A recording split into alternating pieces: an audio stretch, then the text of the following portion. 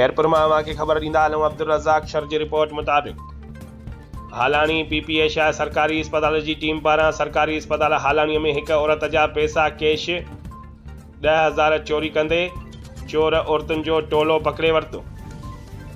जॾहिं PPA शाह अमले पारां फौरन हालानी पुलिस के इतला ॾिनो वियो ऐं हालानी पुलिस वक़्त ते पहुची चोरी कंदड़ औरतुनि जे टोले खे गिरफ़्तार करे वरितो आहे। सरकारी अस्पताल जे MS डॉक्टर ज़ुल्फ़कार सहतो मीडिया सां ॻाल्हाईंदे चयो त हर रोज़ वेचारनि ईंदड़ मरीज़नि जूं चोरियूं थींदियूं हुयूं।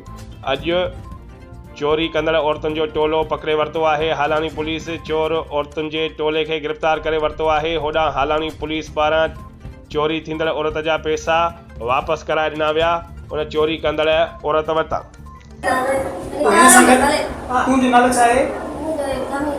सही से ॿुधायो मुंहिंजो नालो छा अथई?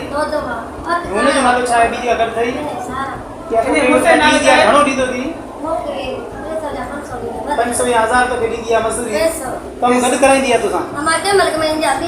मोबाइल वग़ैरह जेका कढो हुनखे ॾी। उहा किथे विकिणंदा आहियो? मोबाइल किथे विकिणंदा आहियो? हाणे सची ॿुधाइणी आहे कोन बाजी तो के तू बची वेंदी आहे पाण ई जमा गॾु कोन ईंदा घर कढी मन हुनखे ॾींदी आहे। हितां जेके असांजो 8-10 मोबाइल वयूं आहिनि हिन जे खयूं आहिनि काॾे कयूं अथई? मूंखे न आहे ख़बर पर अलाए किथे ॾींदी आहे मां तूं आहे न तो क्यों नहीं खबर न आहे त कंहिंखे ॾींदी आहे या कीअं? पैसा ॾे ठीक है तो किलो दिहाड़ी ॾींदी आहे मूंखे न भरजो तुंहिंजो नालो छा आहे?